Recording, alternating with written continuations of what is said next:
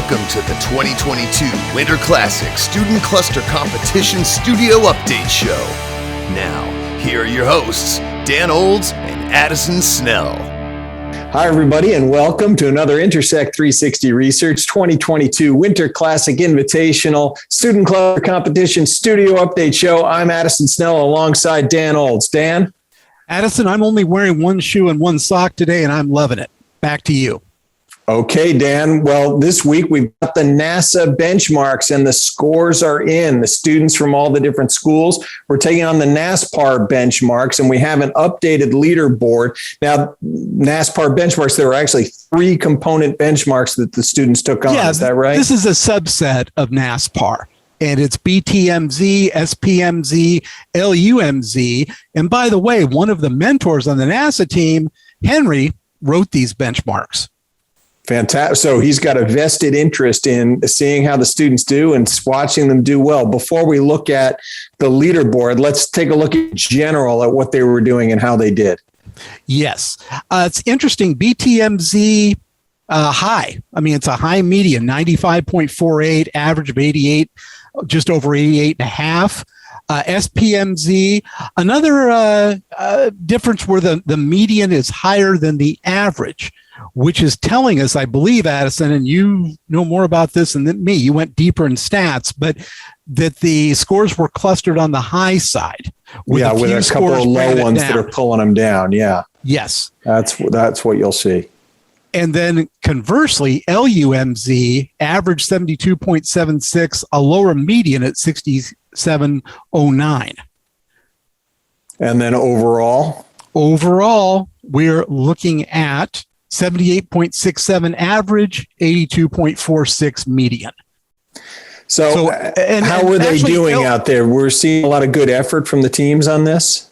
Yeah, we are. Some of the teams ran a very nice, large number of jobs and had everybody participating.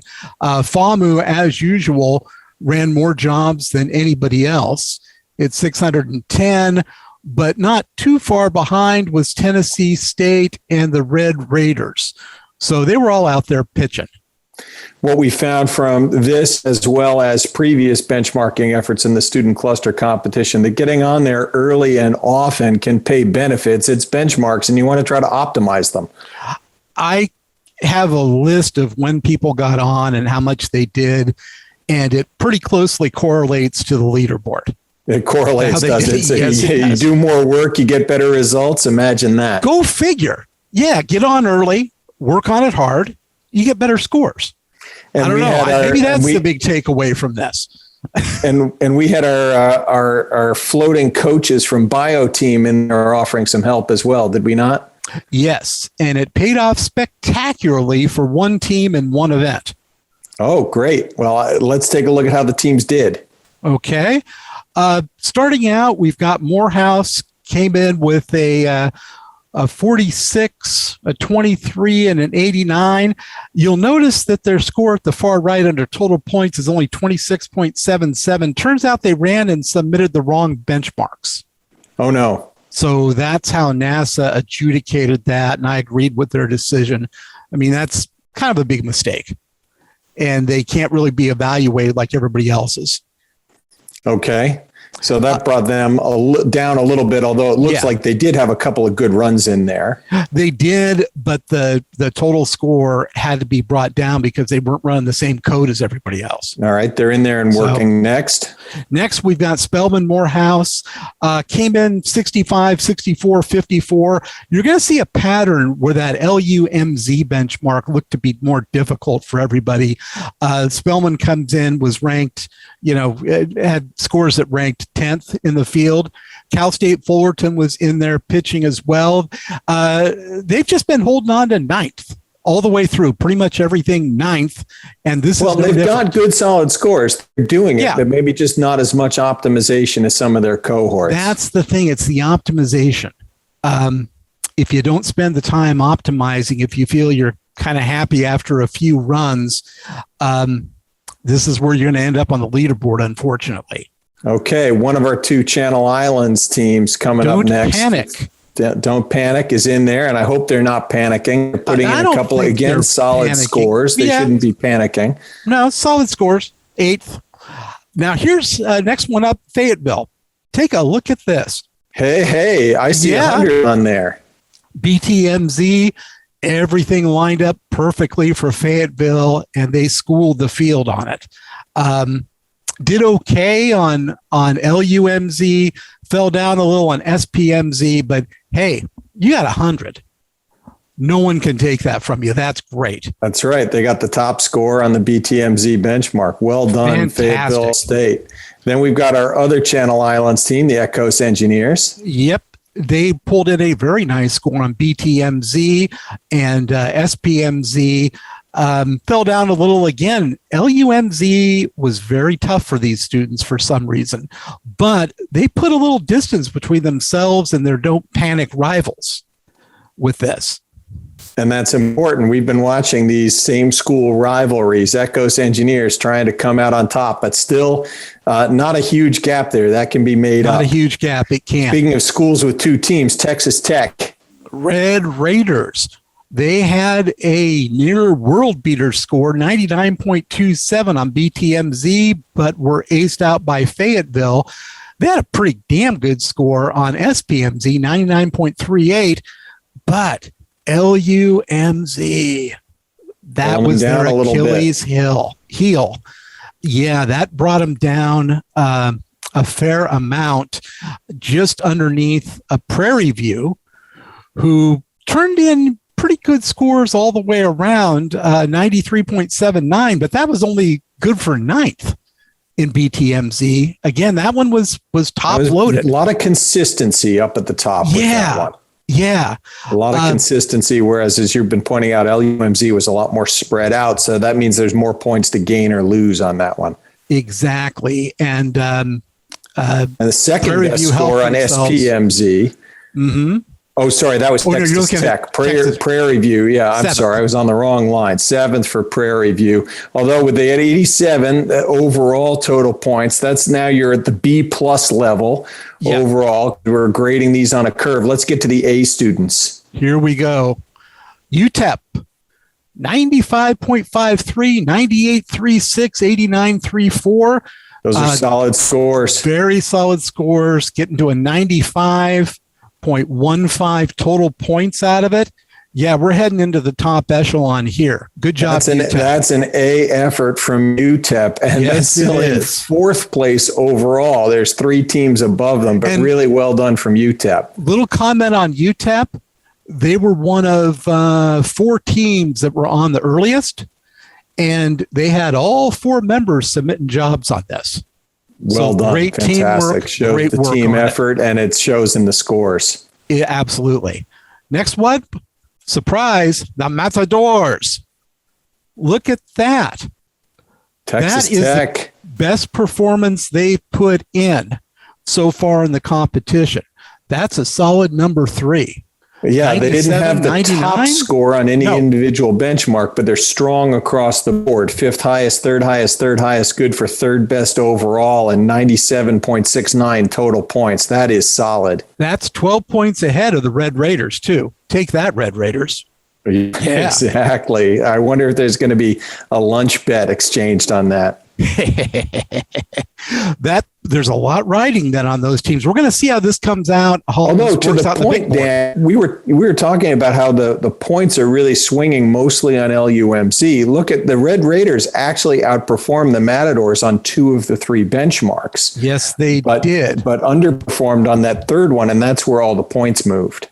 That's the thing. I mean, that's a 40-point spread between Red Raiders and Matadors on LUMZ. So that was costly. Do them all. And, these kind of component benchmarks, we see this as you get out into high performance computing.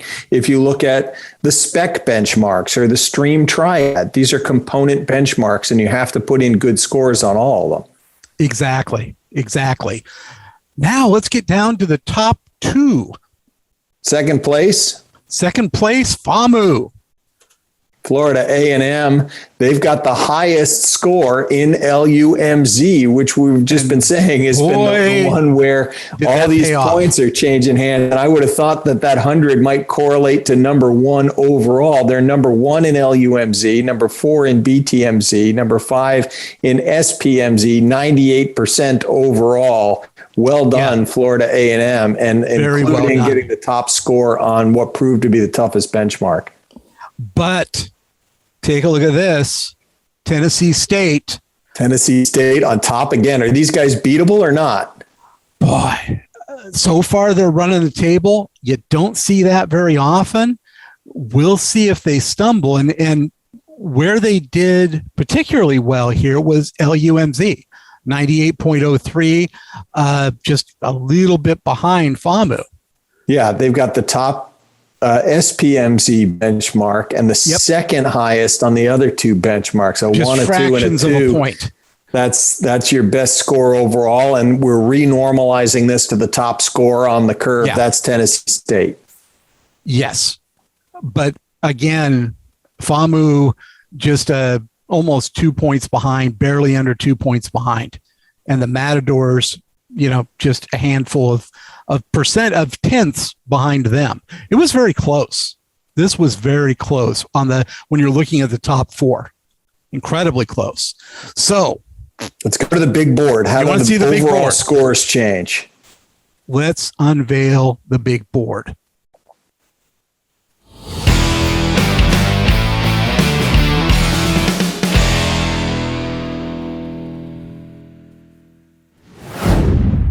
Not really any change in the bottom of the board with Fayetteville State, Spelman, Morehouse, and then Morehouse College. Fayetteville had a place in the sun and something to build on with their 100, but it didn't move them up any points, any places overall. No, but they are starting to catch up to the field. So we could see Fayetteville State starting to move as we've got more room here with more scoring to come. And a good effort there. And they definitely have a shot to reel in at least Fullerton in the next competition with a good score. Yep. Fullerton and then our 2 Channel Island schools kind of holding down their places. But again, really solid scores. Look at how their scores have really started to stabilize there. And we're seeing good work out of a lot of those students. Although the Echoes engineers can say that they're putting a little bit of daylight between them and Don't Panic finally. Little bit. And that's, again, important. They want to see that. Prairie View A&M is next, and they're running currently in 6th place and just behind the Matadors. They're almost cracking into the top 5. They've got a score over 300 in aggregate, which I think you're getting into really, these are the very good scores overall out of 400 total points available so far. The Matadors of Texas Tech are now in 5th place. They jumped a spot. They've jumped from 6th to 5th. Yeah, just ahead of Prairie View A&M. UTEP, though, we said they had they're still in 4th. They scored in the 90s. Red Raiders weren't as strong as the teams around them on NASA, but have held on to number 3. But I know UTEP was using their big score. They scored 100 on the pop quiz, and they were going to use that as ammo for this. It looks like they paid off that promise, and they're not very far behind the Red Raiders. Absolutely. Florida A&M maybe got to be wondering what they need to do to take over Tennessee State, because they were very strong here. Very strong. They started early. They ran a lot of jobs. They pulled in some great scores. It's tough, but they're still, 51 points behind? Tennessee State taking the top score on NASA, holding down the overall number 1 position, and putting distance away from the field. Now, they didn't gain that much over Florida A&M. I mean, that's less than 2 points of difference, but still, that's the difference between more than 50 and less than 50 points ahead. 394.84 out of a possible 400 and a 50-point lead over second place from Tennessee State. And they're putting in a lot of work, too. Oh, yeah. Oh, absolutely. All of these top teams have been they were on the clusters for a lot of days. They ran a lot of jobs, And they obviously learned a lot, because remember in our interviews, how many of these people said, I think almost to a person, this is our first look at HPC. We haven't had a chance to do this before. Coming up next, they're almost getting a home field advantage with Oak Ridge National Labs. They're at least a home state advantage. Such as it is. But, it's still anybody's ball game. We still have 300 points out there. Mm-hmm. And a lot of things could happen. But so far, it doesn't look like any of the leaders are really stumbling. All right, and let's talk about two things then. First of all, we'd love to see the effort from all of these teams, regardless of what order you wind up on the leaderboard. This is really about introducing high-performance computing, all of these students, and developing this next generation of talent that we really need. I love all the kids in this competition. If you're in there trying and learning HPC benchmarks, I don't care where you are on the leaderboard in the end. You're okay with me, except we care a little bit. I mean, it's fun. And seeing Florida A&M, Tennessee State up there at the top, it's intriguing. It's interesting. The other thing I want to say is my gratitude to the mentors who are hosting these. We started with HPE. Now we got NASA going. NASA put in a lot of work to host these students and really help them with these benchmarks. And we've got Oak Ridge National Labs coming up next with nodes that are equivalent to what they would get on the Summit and Sierra supercomputers. That's going to be fantastic. And again, our thanks to NASA. I'm going to be interviewing them this week. And putting up a little Meet the Mentors feature. Great people. They did a great job. From beginning to end, it was extremely smooth. The students were well supported. Couldn't ask for more. All right, Dan. Well, I'm enjoying following along. Thank you very much for all the work that you put into this yourself. Congratulations to the students. Absolutely. And keep tuning in. See what's next. See you later. Bye-bye.